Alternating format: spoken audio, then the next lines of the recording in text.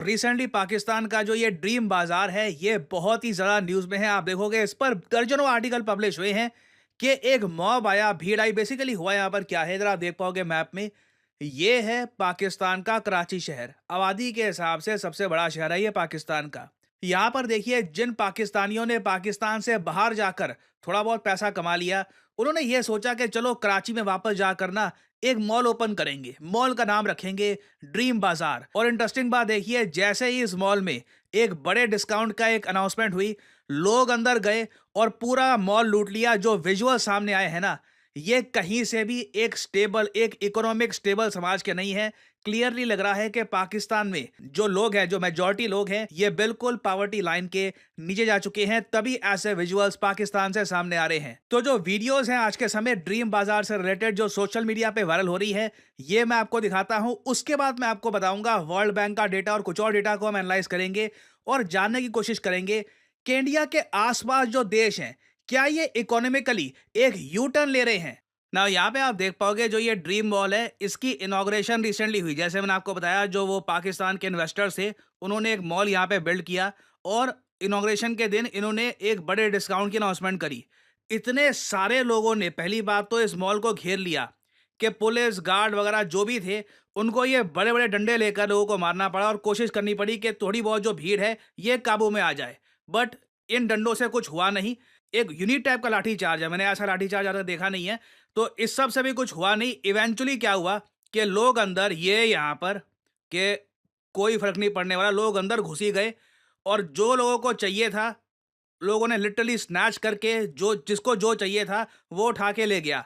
और अगेन देखो, यहाँ पे आप नोट कर पाओगे, कोशिश इनिशियली पूरी करी गई थी कि भीड़ काबू में आ जाए, कुछ ये रुक जाए। But in the and nothing work. एक बड़ी भीड़ एक मॉल के अंदर चली जाती है और 30-40 मिनट तक जब अंधी लूट चली मॉल के अंदर, पुलिस बस देखती रह गई, कुछ किसी ने कुछ रोका नहीं।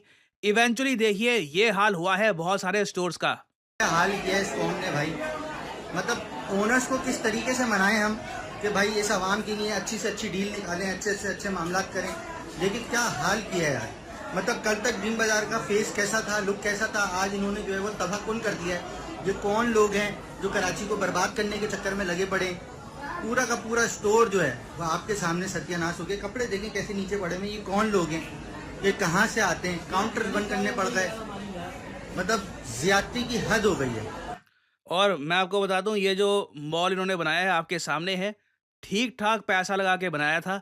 But at the same time मुझको यहाँ पर ये बोलना पड़ेगा, कई इकोनॉमिक इंडिकेटर्स हैं जो पाकिस्तान के जो बेसिक इन्वेस्टर्स हैं ना, वो आज के समय प्रॉपरली रीड नहीं कर पा रहे। फॉर एग्जांपल अगर मैं यहाँ पे आपको दिखाऊं, तो वर्ल्ड बैंक ने पिछले साल एक बहुत ही इंपॉर्टेंट इकोनॉमिक इंडिकेटर ये दिया था कि इनके हिसाब से पाकिस्तान की 40% आबादी, ना अगर वर्ल्ड बैंक कह रहा है ना 40%, तो ऑब्वियसली वर्ल्ड बैंक के पास काफी बार जो जेन्युइन डेटा है पाकिस्तान जैसे कंट्रीज का, वो जेन्युइन डेटा पहुंच नहीं पाता। तो आप आराम से कह सकते हैं जो रियल डेटा है ये 55-60% के आसपास होगा।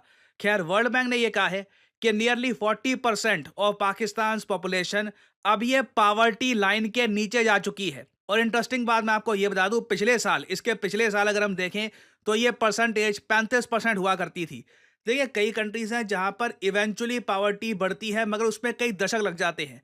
पाकिस्तान में पिछले कुछ, मैं कहूंगा 5-6 सालों में, जिस तरीके से इनके यहाँ डेप्रिसिएशन हुई है, जिस तरीके से इन्फ्लेशन रिकॉर्ड तोड़ स्पीड से आगे बढ़ी है ना, इनकी एक बड़ी आबादी पावर्टी में जा चुकी है और लोग बहुत ही डेस्परेट हो चुके हैं, लोग छीना झपटी पे आ चुके हैं। और जो ये ड्रीम बाजार का सीन हमने देखा है, कोई बड़ी बात नहीं है पाकिस्तान में इन द फ्यूचर और ज्यादा फ्रीक्वेंटली ये होना स्टार्ट हो जाए।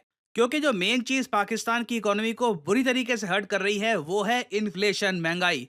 देखिए, अभी रिसेंटली ना एक आर्टिकल पब्लिश हुआ था कि अगर आपके पास 1 करोड़ रुपए आज हैं, आपके बैंक अकाउंट में 1 करोड़ रुपए है, तो 30 साल बाद उस 1 करोड़ रुपए की क्या वैल्यू रह जाएगी। इधर आप देख पाओगे, ये वो आर्टिकल है, काफी वायरल हुआ था। और मैं आपको बता दूं, अगर किसी के पास आज 1 करोड़ रुपए हैं, 30 साल बाद ना अगर हम सिर्फ 6% की इन्फ्लेशन के साथ आगे बढ़े, तो उस 1 करोड़ की जो वैल्यूएशन है वो सिर्फ 17,40,000 रुपए रह जाएगी 30 साल बाद।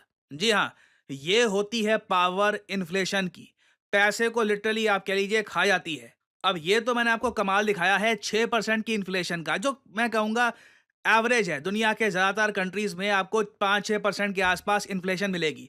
पाकिस्तान में कई महीने 24%, 25% की इन्फ्लेशन रही है। सिचुएशन इतनी खराब हो गई थी कि कई बार जमात इस्लामी पाकिस्तान ने यह अनाउंस कर दिया कि पूरे पाकिस्तान को ये बंद कर देंगे, हर जगह शटर डाउन होंगे। क्यों?